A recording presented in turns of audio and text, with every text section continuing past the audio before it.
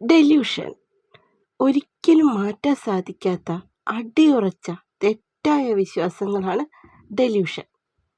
ഡെല്യൂഷനെ 4ആയി തരംതിരിച്ചിരിക്കുന്നു. 1. Persecutory delusion. 2. Grandiose delusion. 3. Delusion of infidelity.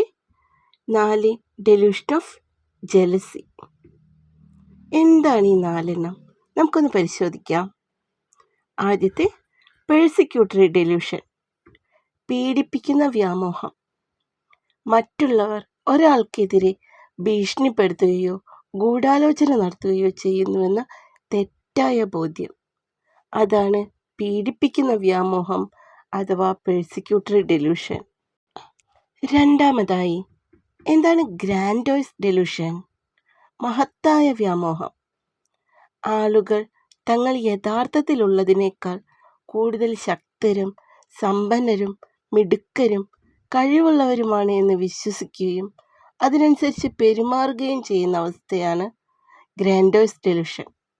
മഹത്തായ വ്യാമോഹം, താൻ വലിയവനാണ് എന്ന് വിചാരിക്കുകയും അതിനനുസരിച്ച് പെരുമാറുകയും ചെയ്യുന്നത്.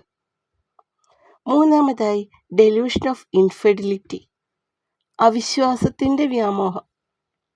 മദ്യപാനിയോ മയക്കുമരുന്നിന് അടിമയോ ആയ ഒരു വ്യക്തിക്ക് അവരുടെ ഇണ അവിശ്വസ്തത കാണിക്കുന്നു എന്ന വ്യാമോഹപരമായ വിശ്വാസമുള്ള മാനസിക പ്രതിഭാസമാണ് അവിശ്വാസത്തിൻ്റെ വ്യാമോഹം അഥവാ ഡെല്യൂഷൻ ഓഫ് ഇൻഫിഡിലിറ്റി. നാലാമതായി, ഡെല്യൂഷൻ ഓഫ് ജെലസി, അസൂയയുടെ വ്യാമോഹം. ഒരു സാധാരണ വ്യക്തിക്ക് അവരുടെ ഇണ അവിശ്വസ്തത കാണിക്കുന്നു എന്ന മിഥ്യാധാരണ വെച്ച് പുലർത്തുകയും അതിനനുസരിച്ച് പെരുമാറുകയും ചെയ്യുന്ന മാനസിക പ്രതിഭാസമാണ് ഡെല്യൂഷൻ ഓഫ് ജെലസി. ഓക്കെ, ഡെല്യൂഷനെ 4ആയി തരംതിരിച്ചിരിക്കുന്നു. പേഴ്സിക്യൂട്ടറി ഡെല്യൂഷൻ അഥവാ പീഡിപ്പിക്കുന്ന വ്യാമോഹം, ഗ്രാൻഡോയ്സ് ഡെല്യൂഷൻ അഥവാ മഹത്തായ വ്യാമോഹം, ഡെല്യൂഷൻ ഓഫ് ഇൻഫിഡിലിറ്റി അഥവാ അവിശ്വാസത്തിൻ്റെ വ്യാമോഹം, ഡെല്യൂഷൻ ഓഫ് ജെലസി അഥവാ അസൂയയുടെ വ്യാമോഹം.